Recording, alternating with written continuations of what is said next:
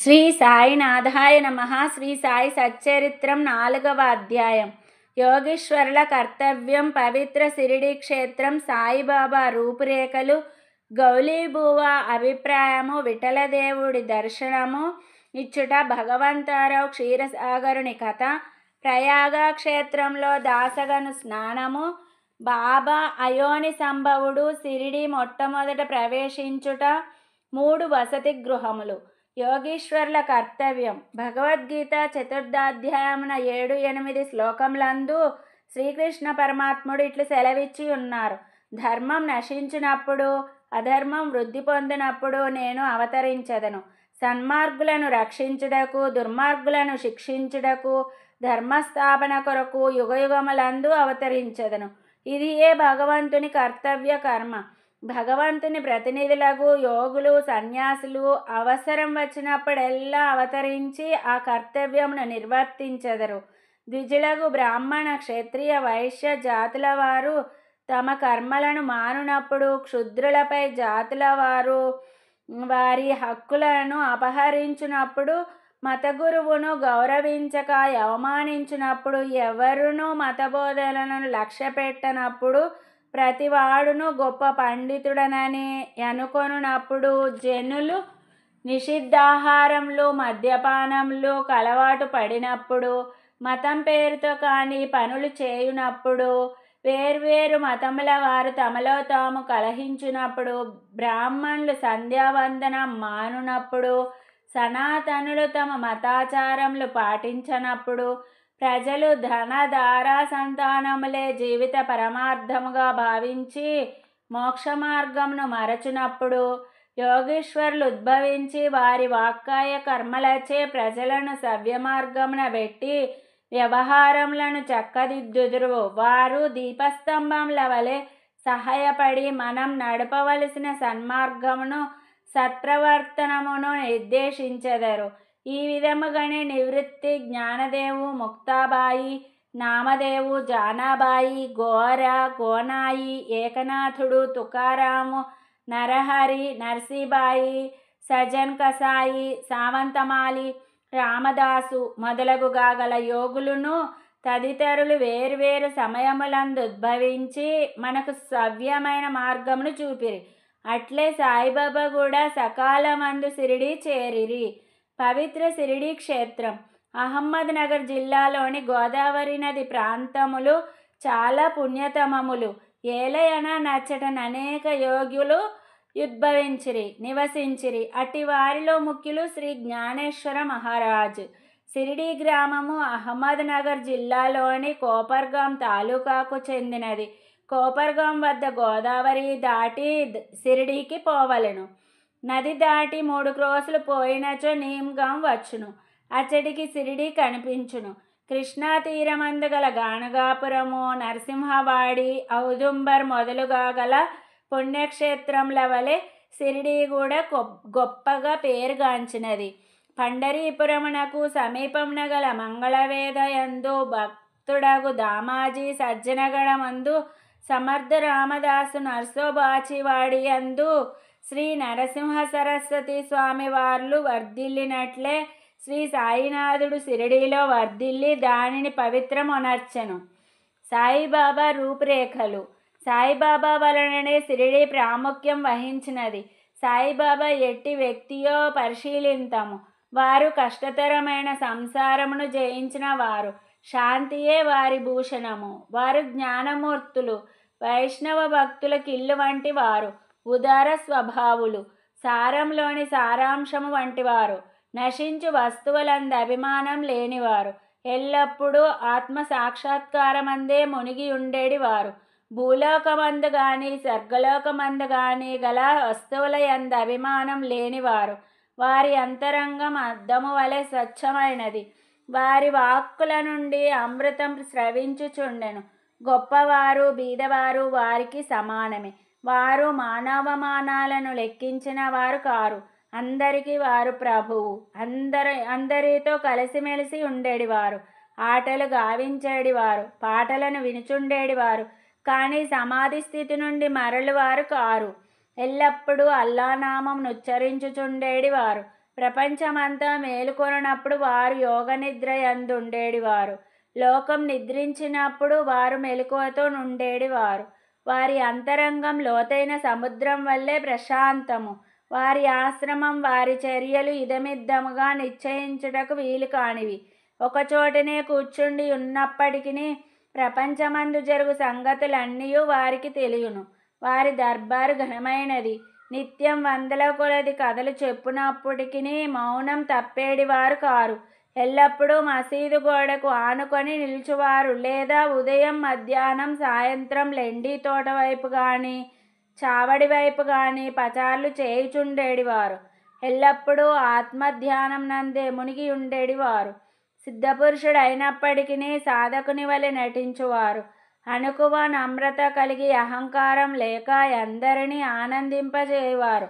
అటివారు సాయిబాబా షిరిడీ నేల వారి పాదస్పర్శచే గొప్ప ప్రాముఖ్యం పొందినది. జ్ఞానేశ్వర్ మహారాజు అలందీని వృద్ధి చేసినట్లు, ఏకనాథుడు పైఠాణను వృద్ధి చేసినట్లు శ్రీ సాయిబాబా షిరిడీని వృద్ధి చేసెను. షిరిడీలోని గడ్డిరాళ్ళు పుణ్యం చేసుకొన్నవి. ఏలయనా బాబా పవిత్ర పాదములను ముద్దు పెట్టుకొని వారి పాదధూళి తలపైన వేసుకొనగలిగినవి. షిరిడీ మా వంటి భక్తులకు పండరీపురం, జగన్నాథం, ద్వారకా, కాశీ, రామేశ్వరము, బదరి, కేదార్, నాసిక్, త్రయంబకేశ్వరము, ఉజ్జయిని, మహాబలేశ్వరము, గోకర్ణముల వంటి దైనదని షిరిడీ సాయిబాబా స్పర్శయే మాకు వేదపారాయణ తంత్రము. అది మాకు సంసార బంధంల సన్నగిల చేసి ఆత్మ సాక్షాత్కారమును సులభసాధ్యం చేయును. శ్రీ సాయి దర్శనమే మాకు యోగ సాధనమనగా నుండెను. వారితో సంభాషణ మా పాపములను తొలగించుచుండెను. త్రివేణి ప్రయాగల స్నానఫలం వారి పాదసేవ వలననే కలుగుచుండేడిది. వారి పాదోదకం మా కోరికలను నశింపజేయుచుండేడిది. వారి ఆజ్ఞ మాకు వేదవాక్కుగా నుండేడిది. వారి ఊదీ ప్రసాదం మమ్ము పావనం చేయుచుండెను. వారు మా పాలిట శ్రీకృష్ణుడుగా, శ్రీరాముడిగా నుండి ఉపశమనమును కలగచేయుచుండిరి. వారు మాకు పరబ్రహ్మస్వరూపమే. వారు ద్వంద్వాతీతులు. నిరుత్సాహం గాని ఉల్లాసం గాని ఎరుగరు. వారు ఎల్లప్పుడూ సచ్చిదానంద స్వరూపులుగా నుండేడివారు. ఏ షిరిడీ వారి కేంద్రమైనను వారి లీలలు పంజాబు, కలకత్తా, ఉత్తర హిందుస్థానము, గుజరాతు, దక్కను, కన్నడ దేశంలలో చూపుచుండిరి. ఇట్లు వారి కీర్తి దూరదేశంలకు వ్యాపించగా భక్తులు అన్ని దేశముల నుండి షిరిడీ చేరి వారిని దర్శించి వారి ఆశీర్వాదమును పొందుచుండిరి. వారి దర్శన మాత్రముననే భక్తుల మనములు వెంటనే శాంతి వహించుచుండేడివి. పండరీపురమందు విఠల్ రఖుమాయిలను దర్శించినచో భక్తులకు కలిగేడి ఆనందము షిరిడీలో దొరుకుచుండెను. ఇది అతిశయోక్తి కాదు. ఈ విషయమును గూర్చి భక్తుడొకడు చెప్పినది గమనింపుడు. గౌలీబువ్వ అభిప్రాయం. 95 సంవత్సరముల వయసు గల గౌలీబువ్వ అను వృద్ధ భక్తుడు ఒకడు పండరీ యాత్ర ప్రతి సంవత్సరం చేయవాడు.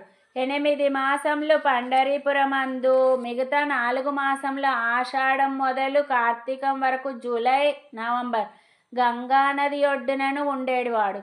సామాను మోయుటకు ఒక గాడిదను తోడుగానొక శిష్యుని తీసుకొని పోవువాడు. ప్రతి సంవత్సరం పండరీ యాత్ర చేసుకొని షిరిడీ సాయిబాబా దర్శనమునకై వచ్చేడివాడు. అతడు బాబాను మిగుల ప్రేమించువాడు. అతడు బాబా వైపు చూచుచూ ఇట్లనేడివాడు: వీరు పండరీనాథుని అవతారమే. అనాథల కొరకు, బీదల కొరకు వెలిసిన కారుణ్యమూర్తి. గౌలీబువ్వ విఠోబదేవుని ముసలి భక్తుడు. పండరీ యాత్ర ఎన్నిసార్లో చేసెను. వీరు సాయిబాబా పండరీనాథుని అవతారమని నిర్ధారణ పరిచిరి. విఠలదేవుడు దర్శనమిచ్చుట. సాయిబాబాకు భగవన్నామస్మరణ యందును సంకీర్తనమందును మిక్కిలి ప్రీతి. వారెప్పుడు అల్లా మాలిక్ అనగా అల్లాయే యజమాని అని అనుచుండేడి వారు. 7 రాత్రింబవళ్ళు భగవన్నామస్మరణ చేయించుచుండేడివారు. దీనిని నామసప్తాహం అందురు. బాబా ఒకప్పుడు దాసగను మహారాజును నామసప్తాహం చేయమనిరి. సప్తాహం ముగియునాడు విఠల్ దర్శనం కలుగునని వాగ్దానం ఇచ్చినచో నామసప్తాహమును సలిపెదనని దాసగను జవాబిచ్చెను. బాబా తన గుండెపై చేయి వేసి తప్పనిసరిగా దర్శనమిచ్చును గాని భక్తుడు భక్తి ప్రేమలతో నుండవలను. ఠాకూర్ నాథ్ యొక్క ఠాకూర్ పట్టణం, విఠల్ యొక్క పండరీపురం, శ్రీకృష్ణుని ద్వారకా పట్టణం ఇక్కడనే అనగా షిరిడీలోనే ఉన్నవి. ఎవరునూ ద్వారకకు పోవలసిన అవసరం లేదు. విఠలుడు ఇక్కడనే ఉన్నాడు. భక్తుడు భక్తి ప్రేమలతో కీర్తించున్నప్పుడు విఠలుడు ఇక్కడనే అవతరించును అన్నారు. సప్తాహం ముగిసిన పిమ్మట విఠలుడు క్రింది విధముగా దర్శనమిచ్చను. స్నానానంతరం కాకాసాహెబ్ దీక్షిత్ ధ్యానంలో మునిగినప్పుడు విఠలుడు వారికి గాన్పించెను. కాకా మధ్యాహ్న ఆరతి కొరకు బాబా యొద్దకు పోగా తేటతెల్లముగా కాకాను బాబా ఇట్లా అడిగెను, విఠల్ పాటిల్ వచ్చినాడా? నీవు వానిని చూచితివా? వాడు మిక్కిలి పారిపోతూ వానిని దృఢముగా పట్టుకొనుము. ఏమాత్రము అజాగ్రత్తగానున్నను తప్పించుకొని పారిపోవును. ఇది ఉదయం జరిగెను. మధ్యాహ్నం ఎవడో పటములను అమ్మువాడు 25-30 విఠోబా చిత్రపటములను అమ్మకమునకు తెచ్చెను. ఆ పటము సరిగా కాకాసాహెబ్ ధ్యానంలో చూచిన దృశ్యంతో పోలి ఉండెను. దీనిని చూచి బాబా మాటలు జ్ఞాపకమునకు తెచ్చుకొని కాకాసాహెబ్ ఆశ్చర్యానందములలో మునిగెను. విఠోబా పటంనొకటి కొని పూజా మందిరంలో నుంచుకొనెను. భగవంతారావు క్షీరసాగరుని కథ. విఠల పూజయందు బాబాకెంత ప్రీతియో భగవంతారావు క్షీరసాగరుని కథలో విశదీకరింపబడినది. భగవంతారావు తండ్రి విఠోబా భక్తుడు. పండరీపురమునకు నియమముగా యాత్ర చేయుచుండేవాడు. ఇంటి వద్ద కూడా విఠోబా ప్రతిమ నుంచి దానిని పూజించువాడు. అతడు మరణించిన పిమ్మట వారి కొడుకు పూజను, యాత్రను, శ్రాద్ధమును మానెను. భగవంతరావు షిరిడీ వచ్చినప్పుడు బాబా వాని తండ్రిని జ్ఞప్తికి తెచ్చుకొని, వీని తండ్రి నా స్నేహితుడు గాన వీనినిచ్చటికి ఈడ్చుకొని వచ్చి తిని, వీడు నా నైవేద్యం ఎన్నడూ పెట్టలేదు. కావున నన్నును విఠలుణ్ణి కూడా ఆకలితో మార్చినాడు. అందుచేత వీనిని ఇక్కడికి తెచ్చి తిని, వీడు చేయనది తప్పని బోధించి చివాట్లు పెట్టి తిరిగి పూజ ప్రారంభించినట్లు చేసేదను అనిరి. ప్రయాగ క్షేత్రంలో దాసగను స్నానం. గంగానది, యమునా నది కలియు చోటకు ప్రయాగ అని పేరు. ఇందులో స్నానం ఆచరించిన ప్రతివానికి గొప్ప పుణ్యం ప్రాప్తించునని హిందువుల నమ్మకం. అందుచేతనే వేల కొలది భక్తులు అప్పుడు అచ్చటికి పోయి స్నానమాడుదురు. దాసగను కూడా ప్రయాగ పోయి అచ్చట సంగమంలో స్నానం చేయవలనని మనస్సున దలచెను. బాబా వద్దకు ఎగి అనుమతించమనను. అందుకు బాబా ఇట్లు జవాబిచ్చెను, అంత దూరం పోవలసిన అవసరమే లేదు. మన ప్రయాగ ఇచ్చటనే గలదు. నా మాటలు విశ్వసింపుము. ఇట్లనునంతలో నాశ్చర్యములన్నిటికంటే నాశ్చర్యకరమైన వింత జరిగినది. దాసగను మహారాజు బాబా పాదములపై శిరస్సు నుంచిన వెంటనే బాబా 2 పాదముల బొటన వ్రేళ్ల నుండి గంగా యమునల జలములు కాలువలుగా పారెను. ఈ చమత్కారమును చూచి దాసగను ఆశ్చర్యచకితుడయ్యాడు. భక్తావేశాలతో మయమరచాడు. కన్నులు ఆనందాశ్రువులతో నిండాయి. అతని హృదయంలో ఉప్పొంగిన కవితావేశము శ్రీ సాయి లీలాగాన రూపంలో పెళ్ళుబికింది. బాబా అయోని సంభవుడు. షిరిడీ మొట్టమొదట ప్రవేశించుట. సాయిబాబా తల్లిదండ్రులను గూర్చి కానీ, జన్మము గూర్చి కానీ, జన్మస్థానమును గూర్చి కానీ ఎవరికీ ఏమీయూ తెలియదు. ఎందరో పెక్కుసార్లు ఈ విషయములు కనుగొనుటకు ప్రయత్నించిరి. పలుసార్లు విషయముగా బాబాను ప్రశ్నించిరి కానీ ఎట్టి సమాధానం కానీ సమాచారం కానీ పొందకుండిరి. నామదేవు, కబీరు సామాన్య మానవుల వలె జన్మించి ఉండలేదు. ముత్యపు చిప్పలలో చిన్న పాపల వలె లభించిరి. నామదేవుడు భీమారథి నదీ తటమున గోనాయికి కనిపించెను. కబీర్ భగీరథి నదీ తటమున తమాలుకు కనిపించెను. అట్టిదే సాయి జన్మ వృత్తాంతం. భక్తుల కొరకు బాబా 16 ఏళ్ల బాలుడుగా షిరిడీలోని వేప చెట్టు కిందన అవతరించెను. బాబా అప్పటికే బ్రహ్మజ్ఞానిగా కనిపించెను. బాబా స్వప్నావస్థయందైనను ప్రపంచ వస్తువులను కాంక్షించేడు వారు కాదు. ఆయన మాయను తన్నెను. ముక్తి బాబా పాదములను సేవించుచుండెను. నానా చోప్దర్ తల్లి మిక్కిలి ముసలిది. ఆమె బాబానిట్లు వర్ణించినది, ఈ చక్కని చురుకైన కుర్రవాడు వేప చెట్టు కింద ఆసనంలో నుండెను. శీతోష్ణములను లెక్కింపక ఎంతటి చిన్న కుర్రవాడు కఠిన తపమాచరించుట, సమాధిలో మునుగుట చూచి గ్రామస్తులు ఆశ్చర్యపడిరి. ఆ బాలుడు పగలు ఎవరితో కలిసేడివాడు కాదు, రాత్రి అందెవరికి భయపడువాడు కాదు. చూచిన వారు ఆశ్చర్య నిమగ్నులై ఈ చిన్న కుర్రవాడు ఎక్కడి నుండి వచ్చినాడని అడగసాగిరి. అతని రూపు ముఖలక్షణములు చాలా అందముగా నుండెను.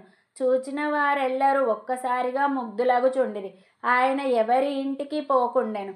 ఎల్లప్పుడూ వేప చెట్టు కిందనే కూర్చొనివాడు. పైకి చిన్న బాలుని వలె అనిపించినప్పటికీ చేతలను బట్టి చూడగా నిజముగా మహానుభావుడే. నిర్వ్యామోహం రూపుదాల్చిన అతని గూర్చి ఎవరికీ నేమీ తెలియకుండెను. ఒకనాడు ఖండోబా దేవుడు ఒకరిని ఆవేశమోయించగా నీ బాలుడెవడయుండునని ప్రశ్నించిరి. వాని తల్లిదండ్రులు ఎవరని ఎచ్చటి నుండి వచ్చినాడని అడిగిరి. ఆ ఖండోబా గణము ఒక స్థలమును చూపి గడ్డపారను తీసుకొని వచ్చి అచట త్రవ్వుమనెను.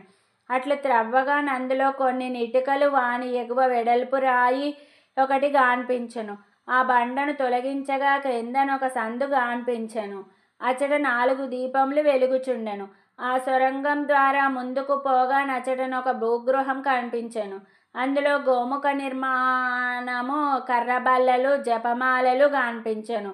ఈ బాలుడచట 12 సంవత్సరములు తపస్సును అభ్యసించెనని ఖండోబా చెప్పెను. పిమ్మట కుర్రవాణిని విషయం ప్రశ్నించగా వారలను మరిపించుచు అది తన గురుస్థానమనియు వారి సమాధి అచ్చట గలదు కావున దానిని కాపాడవలెనని చెప్పాను. వెంటనే దానిని ఎప్పటి వలె మూసివేసిరి. అశ్వత్థ ఉదుంబర వృక్షము వలె నీ వేప చెట్టును పవిత్రముగా చూచుకొనుచు బాబా ప్రేమించువారు. మహల్సాపతి తదితర షిరిడీలోని భక్తులు దీనిని బాబా యొక్క గురువుగారి సమాధి స్థానమని భావించి సాష్టాంగ నమస్కారములు చేసెదరు. 3 వసతి గృహములు, వేప చెట్టును దాని చుట్టూనున్న స్థలమును హరివినాయక సాటే అనువాడు కొని సాటేవాడయనునొక పెద్ద వసతి గృహమును కట్టించెను. అప్పట్లో షిరిడీకి పోయిన భక్త మండలికిది ఒకటియే నివాస స్థలం. వేప చెట్టు చుట్టూ ఎత్తుగా అరుగు కట్టిరి, మెట్లు నిర్మించిరి. మెట్ల దిగువనొక గూడు వంటిది గలదు. భక్తులు మండపంపై ఉత్తరాభిముఖంగా కూర్చునెదరు. ఎవరిచ్చట గురు శుక్రవారములు ధూపం వేయుదురో వారు బాబా కృప వల్ల సంతోషంతో నుండెదరు. ఈ వాడ చాలా పురాతనమైనది కావున మరమ్మత్తునకు సిద్ధముగా నుండెను. తగిన మార్పులు మరమ్మత్తులు సంస్థానము వారు చేసిరి. కొన్ని సంవత్సరముల పిమ్మట దీక్షిత్ వాడ అను పేర ఇంకొక వసతి గృహం కట్టబడినది. న్యాయవాది అయిన కాకాసాహెబ్ దీక్షిత్ ఇంగ్లాండుకు పోయెను. అచట రైలు ప్రమాదమున కాలు కుంటుపడెను. అది ఎంత ప్రయత్నించినను బాగు కాలేదు. తన స్నేహితుడగు నానాసాహెబ్ చందోర్కరు షిరిడీ సాయిబాబాను దర్శించుమని సలహా ఇచ్చెను. 1909వ సంవత్సరమున కాకా షిరిడీకి పోయెను. బాబా దర్శనమాత్రమున అమితానందభరితుడై షిరిడీలో నివసించుటకు నిశ్చయించుకొనెను. కాలు కుంటితనం కన్నా తన మనసులోని కుంటితనం తీసివేయమని బాబాను ప్రార్థించెను. తన కొరకును ఇతర భక్తులకును పనికి వచ్చినట్లు ఒక వాడాను నిర్మించెను. 10/12/1910వ తారీఖున ఈ వాడ కట్టుటకు పునాది వేసిరి. ఆనాడే 2 ముఖ్యమైన సంఘటనలు జరిగెను. దాదాసాహెబ్ కాపాడే తన ఇంటికి పోవుటకు బాబా సమ్మతి దొరికెను. 2 చావడిలో షేజ్ హారతి ప్రారంభమయ్యను. దీక్షిత్ వాడ పూర్తి కాగానే 1911వ సంవత్సరంలో శ్రీరామనవమి సమయమందు శాస్త్రోక్తంగా గృహప్రవేశం జరిపిరి. తర్వాత కోటీశ్వరుడును నాగపూర్ నివాసినియగు బూటి మరి ఒక పెద్ద రాతి మేడను నిర్మించెను. అతడు చాలా ద్రవ్యము దీని కొరకు వెచ్చించిన ద్రవ్యమంతయు నిజమునకు సార్థకం అయ్యెను. ఏలయన బాబాగారి భౌతిక శరీరం అందులో సమాధి చేయబడినది. దీనినే సమాధి మందిరం అందరు. ఈ స్థలంలో మొట్టమొదట పూల తోట ఉండెను. ఆ తోటలో బాబాయే తోటమాలిగా మొక్కలకు నీళ్లు పోయటం మొదలగునవి చేసేడివారు. ఇట్లు 3 వాడాలు కట్టబడెను. అంతకు ముందిచ్చట ఒక్క వసతి గృహం కూడా లేకుండెను. అన్నిటికంటే సాటేవాడ మొదటి రోజులలో అందరికీ చాలా ఉపకరించుచుండెను. 4వ అధ్యాయం సంపూర్ణం. సద్గురు శ్రీ సాయినాథార్పణమస్తు. శుభం భవతు. Thanks for watching Devotional Updates channel. Please like, share and subscribe to this channel for more updates. Thank you.